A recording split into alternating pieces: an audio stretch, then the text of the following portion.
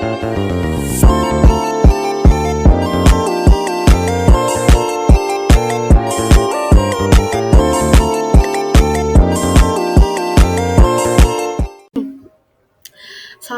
warahmatullahi wabarakatuh. Saya Anissa Salsabila.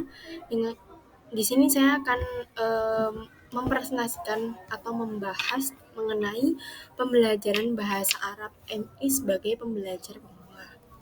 Nah, pembelajaran bahasa Arab sendiri memiliki pengertian.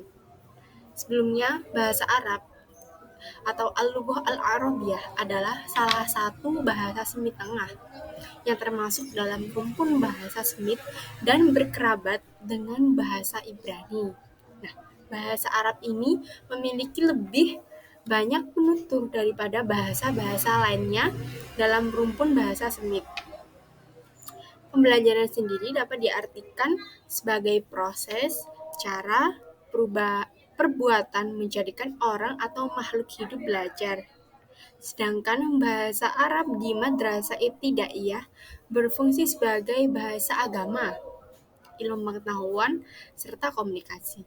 Oleh karena itu, pengajaran bahasa Arab selalu terkait dan saling menunjang dengan pelajaran agama Islam lainnya. Nah, kemudian ada prinsip-prinsip dalam pembelajaran bahasa Arab. Nah, di sini tuh prinsipnya ada 3. Yang pertama ada prinsip kognitif yang menegaskan bahwa pertumbuhan bahasa sejalan dengan pertumbuhan kognitif, terutama terkait dengan keotomatisan pemerolehan dapat dilihat dari proses bagaimana anak-anak mampu menguasai pola struktur bahasa secara otomatis dan bahwa mereka itu sadar seakan tanpa berpikir panjang atau melakukan analisis terhadap bahasa itu sendiri. Nah, terkait dengan prinsip kognitif ini, pembelajaran bahasa Arab diuntungkan oleh banyak faktor, antara lainnya seperti huruf dan bacaan bahasa Arab telah dikenal melalui proses mengaji Al-Quran. Kemudian ada sholat dan doa-doa tertentu yang mensyaratkan pengucapannya dengan pengucapan bahasa Arab. Kemudian ada kehadiran lagu-lagu nasyid berbahasa Arab. Nah, itu semua mempengaruhi proses pembelajaran dan mendukung keotomatisan pemerolehan bahasa Arab di lingkungan siswa. Yang kedua ada prinsip sosial. Nah, prinsip ini tuh menegaskan bahwa sebuah bahasa berkembang dengan sesuai dengan frekuensi interaksi sosial si pengguna bahasa. Prinsip ini berkaitan dengan diri serta kesadaran diri. Kemudian ada kaitan dengan bahasa dan budaya. Seorang pendidik bahasa Arab yang memasuki kelasnya, dia tuh harus menyadari bahwa dia tidak hanya mengajarkan bahasa Arab tanpa menyertakan bagaimana kandungan budaya dalam bahasa Arab merupakan penyambung budaya bahasa Arab. Yang terakhir ada prinsip linguistik. Nah, prinsip ini menegaskan bahwa pembelajaran bahasa Arab sebagai bahasa asing perlu mempertimbangkan bagaimana efek bahasa pertama, kemudian kesemestaan bahasa, serta linguistik dalam desain silabus. Bahasa Arab di Indonesia pun diajarkan kepada siswa dengan latar belakang mereka telah menguasai 1-2 bahasa yang dominan digunakan sebelumnya. Itulah yang disebut bahasa pertama atau juga sering dikenal dengan bahasa ibu.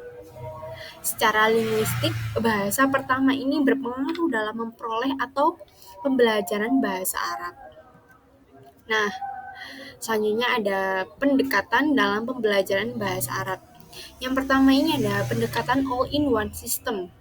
Dalam pendekatan ini, bahasa diartikan sebagai suatu sistem yang terdiri dari unsur-unsur fungsional menunjukkan satu kesatuan yang tak dapat dipisahkan atau integral. Pendekatan ini berasumsi bahwa pengajaran bahasa harus dimulai dengan mengajarkan kemahiran menyimak atau mendengarkan bunyi dalam kata maupun kalimat, dan melatih pengucapannya sebelum memberikan pelajaran membaca serta menulis. Jadi, urutan pengajaran ini itu kemahiran berbahasa adalah menyimak atau al-istima', biasa disebut listening, dan juga menulis atau kitabah atau writing. Kemudian yang kedua ada pendekatan parsial. Nah, pendekatan parsial ini memandang secara parsial sesuai dengan kebutuhan sehingga pembelajaran diarahkan ke aspek tertentu dalam bahasa. Misalkan aspek gramatika dan menerjemahkan, berbicara, menulis, atau kemampuan berbahasa dalam disiplin-disiplin tertentu.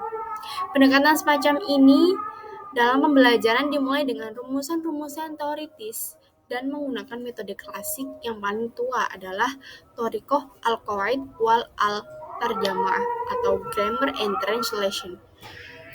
Syukron. Mungkin itu saja penjelasan dari saya. Sekian, terima kasih. Wassalamualaikum warahmatullahi wabarakatuh.